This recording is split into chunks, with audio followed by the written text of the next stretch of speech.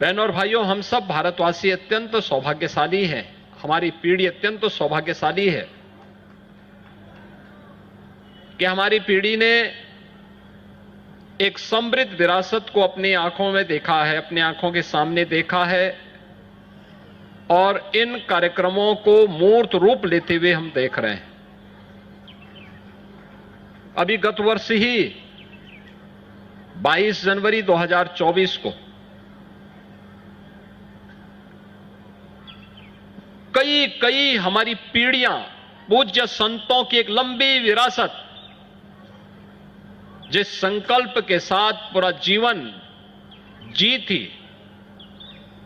उस संकल्प को मूर्त रूप लेते हुए हमने श्री अयोध्या धाम में देखा है। जब देश के यशस्वी प्रधानमंत्री और इसी काशी के माननीय सांसद आदरणीय श्री नरेंद्र मोदी जी के कर कमलों से 500 वर्षों की विरासत को हमने श्री राम जन्मभूमि के भव्य मंदिर के रूप में अयोध्या धाम में रामलला के विराजमान होते हुए देखा है।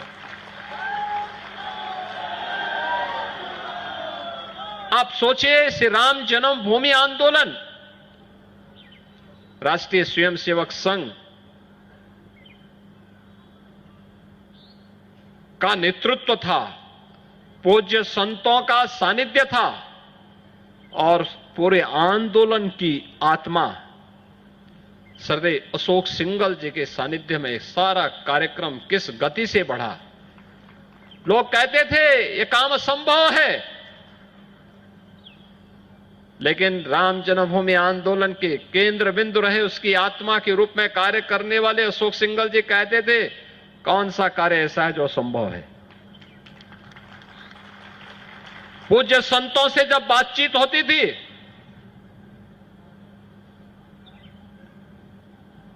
वे भी कहते थे, कौन सा ऐसा कार्य जो असंभव है, हम लोग सफल होंगे और यह हमारे जीवन का संकल्प है। हम लोग पूछते थे किसी भी पूज्य संत से, मेरे पूज्य गुरुदेव, मेरे पूज्य दादा गुरु भी परमहंस रामचंद्र दास जी महाराज, पूज्य नृत्य गोपाल दास जी महाराज, पूज्य सतुआ बाबा, ये सभी संतगण इस आंदोलन के साथ, इस अभियान के साथ जुड़े थे। और जब भी इनसे सानिध्य प्राप्त होता था, मैं उनसे पूछता था, महाराज क्या होगा? कहते थे सफलता मिलेगी। मैं कहता था, भाई आपकी उम्र तो ढल रही है, कैसे सफलता मिलेगी? वो कहते थे, फिर जन्म लेंगे लेकिन अयोध्या में राम मंदिर बना करके रहेंगे। काशीवासी, मैं आप सबका हृदय से अभिनंदन करता हूं कि आपने एक ऐसा देश को प्रतिनिधि दिया है जो न केवल आपके पूर्वजों के संकल्प की पूर्ति कर रहा है, बल्कि राष्ट्र मंदिर को भी वही भव्य स्वरूप देने का काम कर रहे हैं। और ये भव्य स्वरूप देने का ही परिणाम है कि आपने इस बार के महाकुंभ प्रयागराज को देखा होगा। मां गंगा, मां यमुना और मां सरस्वती की त्रिवेणी में महाकुंभ का आयोजन कितना भव्य था, कितना दिव्य था। पूरी दुनिया 66 करोड़ से अधिक श्रद्धालु एक स्थान पर आ गए, 45 दिनों के इस आयोजन में सहभागी बने। दुनिया किम कर्तव्य विमूढ़ थी, आश्चर्य कर रही थी, अभिभूत थी, अविस्मरणीय, अकल्पनीय दृश्य उसके सामने था। जो लोग हमसे कहते थे हिंदू समाज में भेदभाव है, उनकी आंखें खुली की खुली रह गई कि एक ही संगम में कोई जाति नहीं, कोई मत नहीं, कोई संप्रदाय नहीं, महिला पुरुष का भेद नहीं। यही तो सनातन धर्म की सही पहचान है। महाकुंभ ने पहचान फिर से दे दी। भव्य राष्ट्र मंदिर का यही स्वरूप है जो हम लोगों ने महाकुंभ के अवसर पर देखा है। और सचमुच इस भव्य राष्ट्र मंदिर के इस भव्य स्वरूप का श्रेय काशीवासियों को जाता है, क्योंकि काशीवासियों ने देश की संसद में ऐसा प्रतिनिधि चुन करके भेजा है। मैं भी इस प्राचीन राम मंदिर के इतिहास को देख रहा था।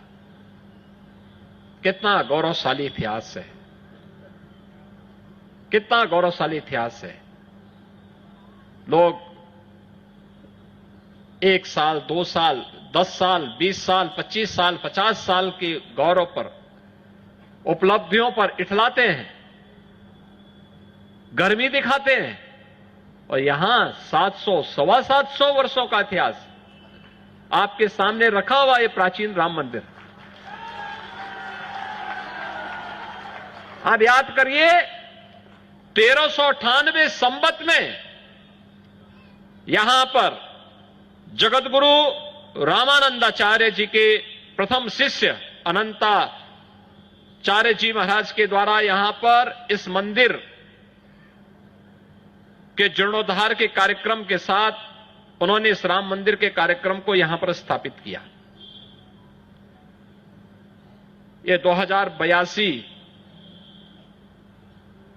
हमारा संवत चल रहा है, यानी 700 वर्षों के एक लंबे इतिहास के कालखंड के साथ हम जुड़ रहे हैं। विदेशी आक्रांता अगर छेड़े हैं तो इसका मतलब कुछ तो रहा होगा, कुछ तो रहा होगा। और कुछ क्या था वो यहीं का इतिहास बताता है, यहां का इतिहास बताता है। यहां पर इसी मंदिर में रह करके, इसी मंदिर में रह करके जगतगुरु अनंताचार्य जी और उनके शिष्य नरहरिदास जी महाराज और उनके शिष्य गोस्वामी तुलसीदास जी ने अपने शैशव अवस्था के 5 वर्ष वेद और वेदांत के अध्ययन के लिए इसी स्थान पर व्यतीत किए थे। रामनवमी के अवसर पर हम सबका संकल्प होना चाहिए, भगवान राम का यह प्राचीन राम मंदिर एक भव्य और दिव्य रूप में एक बार फिर से जगमगा करके अपने प्राचीन गौरव की परंपरा के साथ आगे बढ़ता रहे, क्योंकि इन परंपराओं ने भारत की विरासत को बहुत कुछ दिया है। जगतगुरु रामानंदाचार्य ने सनातन धर्म से जुड़े हुए, हर जाति से जुड़े हुए शिष्य बना दिए।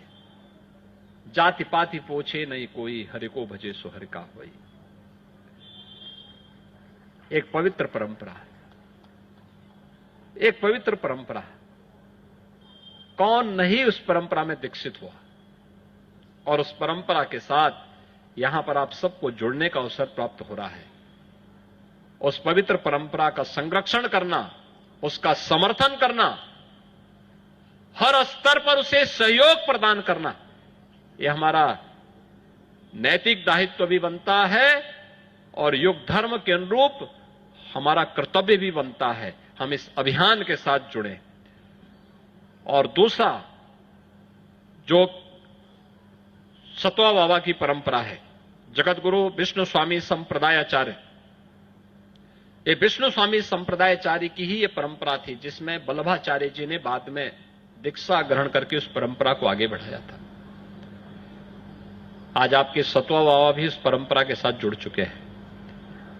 काशी की परंपरा, जो काशी में आया, काशी की परंपरा के साथ जुड़ा।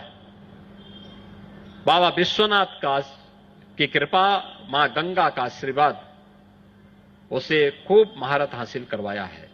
काशी के कण कण में तो शंकर का वास है, और इसलिए हम सबको भगवान विश्वनाथ के इस प्रसाद को ग्रहण करके अपने जन्म और जीवन को धन्य करना चाहिए।